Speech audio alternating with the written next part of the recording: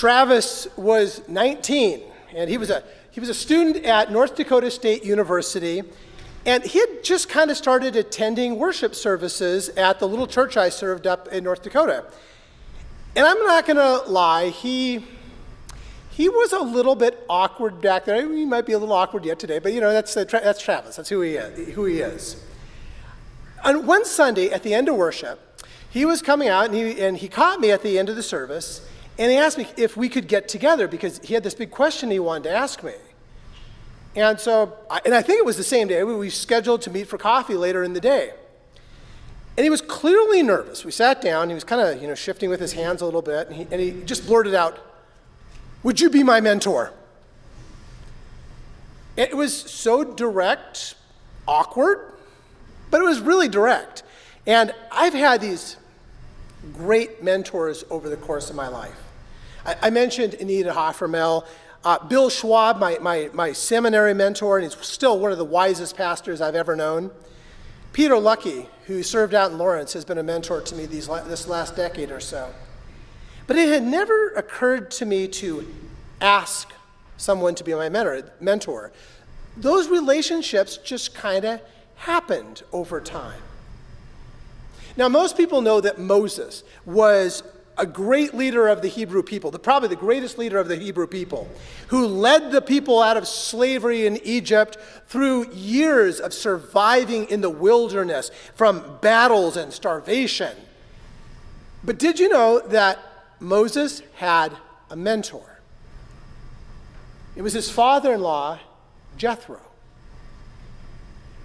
While Moses was trying to convince Pharaoh to release the Hebrew people from slavery, Moses sent his wife Zipporah and their kids. He sent them all to live with her father Jethro so that the Pharaoh couldn't use them as leverage against Moses. So he sent them to safety with him. And then after they had escaped from Pharaoh and from slavery in Egypt, Jethro brought Zipporah and the kids, and they met up with Moses in the wilderness.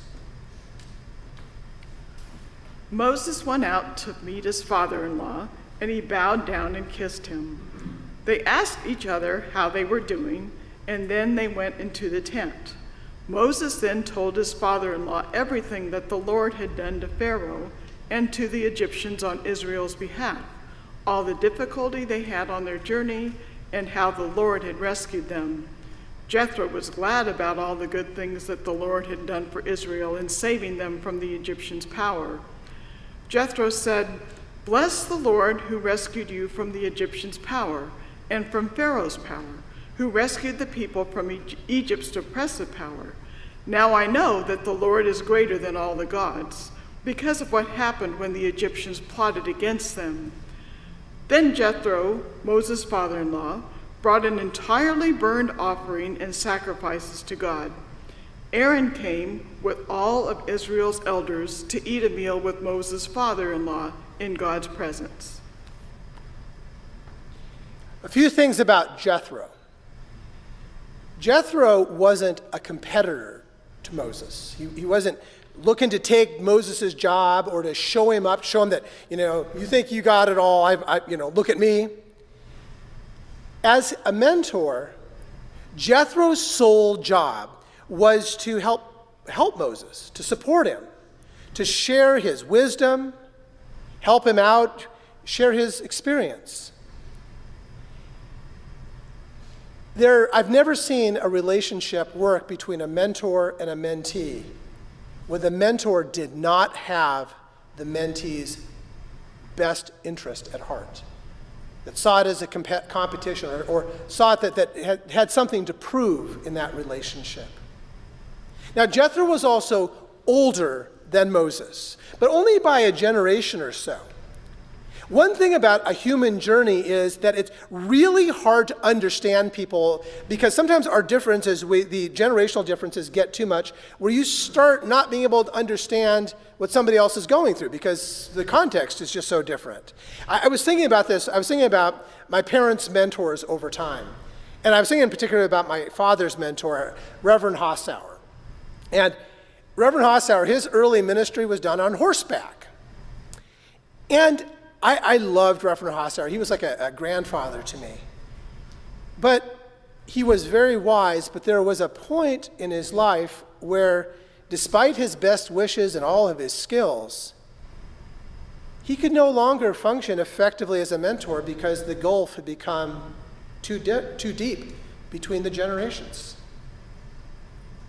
Now, when Travis came to me asking me to mentor him, I was kind of taken aback. It was direct, and I was a fairly new pastor back in those days, and I didn't feel like an expert in anything. Like, why would somebody want for me to ask me questions about anything having to do with life?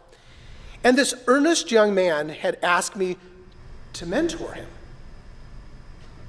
Yeah, I was in this sweet spot, though, that I had enough experience. I was a fairly young parent with a couple of little kids at home, and I wasn't completely disconnected from Travis's world, and I certainly wanted the best for Travis. I wanted to see him grow. The next day, Moses sat as a judge for the people, while the people stood around Moses from morning until evening.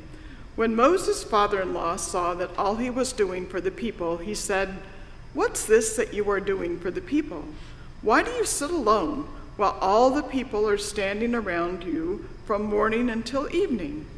Moses said to his father-in-law, "Because the people come to me to inquire of God. When a conflict arises between them, they come to me, and I judge between the two of them. I also teach them God's regulations and instructions." Moses' father-in-law said to him, "What you are doing isn't good. You will end up totally wearing yourself out, both you and these people who are with you. The work is too difficult for you. You can't do it alone." Moses, I'm guessing that Moses was probably really gifted at helping people out, helping them sort out their conflicts. I think he was just naturally gifted at this. He was a leader. But people, because he was gifted, they just kept coming. It's a mentor's role to help you see your blind spots, to see the things that are going on in your life that maybe you don't see. It isn't. The truth was that if Moses got burned out because he was trying to adjudicate the problems of the entire Hebrew community, he wasn't going to be used to anyone. He's just going to be burned out. And Moses, he wasn't doing anything wrong. He was doing his best. The thing was, he just couldn't see the bigger picture of where this was headed. Jethro could. And Jethro said this. "Now listen to me, and let me give you some advice. And may God be with you. Your role should be to represent the people before God. You should bring them their disputes before God yourself. Explain the regulations and instructions to them. Let them know the way they are supposed to go and the things they are supposed to do. But you should also look among all the people for capable persons who respect God. They should be trustworthy and not corrupt. Set these persons over the people as officers of groups of thousands, hundreds, 50s, and 10s. Let them sit as judges for the people at all times. They should bring you every major dispute, but they should decide all of the minor cases themselves. This will be much easier for you, and they will share your load. If you do this, and God directs you, then you will be able to endure, and all these people will be able to go back to their homes much happier." Moses listened to his father-in-law's suggestion and did everything that he had said. This is probably one of the greatest management lessons of all time. It's ancient wisdom. You may have even heard, business schools will actually talk about it. It's called the Jethro principle. It's to delegate to people whom you trust. It's one of the hardest things a lot of times for people to do is to learn to delegate. For everyone, ever, if you've been in leadership or you've been in management, this principle has held true. But it isn't really just the individual lesson, the Jethro principle, that really matters today. It's the whole concept of mentorship.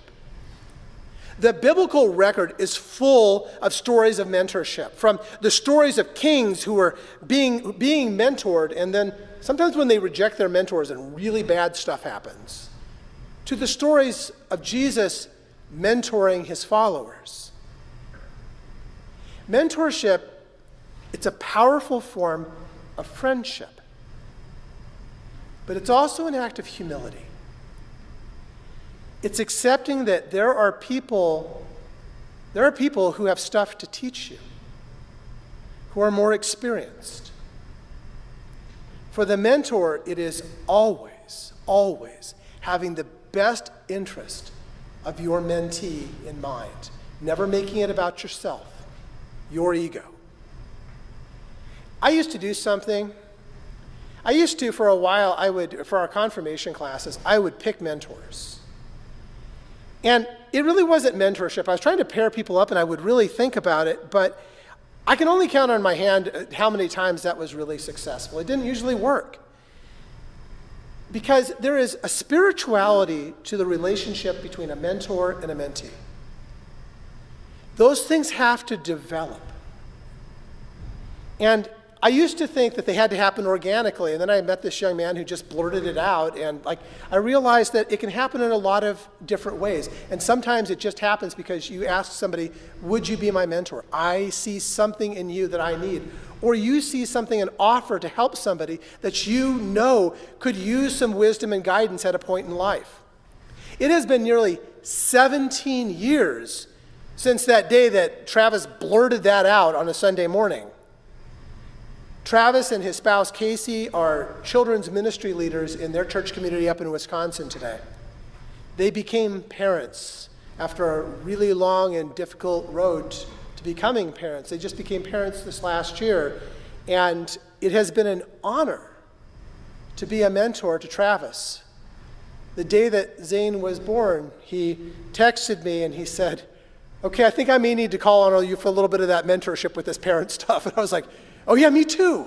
We all need that. We all need mentors in that area. Here's the thing. You need a mentor. And when the time comes, you need to mentor somebody else. And I know if I could wave a magic wand over this church community, over everybody here, I would love to see a whole lot of us connected in relationships like that. I was watching this with some of our older youth even. You know, I can see them in a place how much the little ones this week look up to those older kids. They can be some of the most effective mentors to the little ones.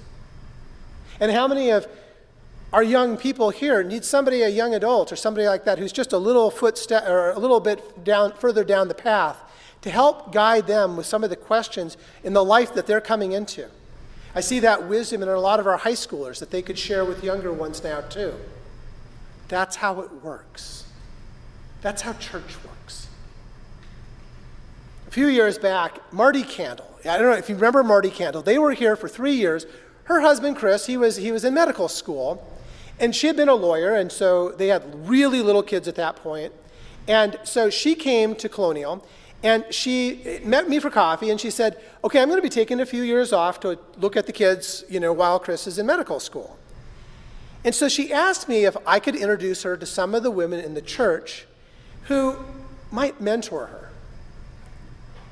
And I liked it because she just wanted a list of people. And so I came up with a list and I shared it with her.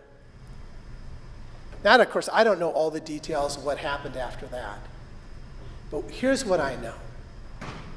It was beautiful.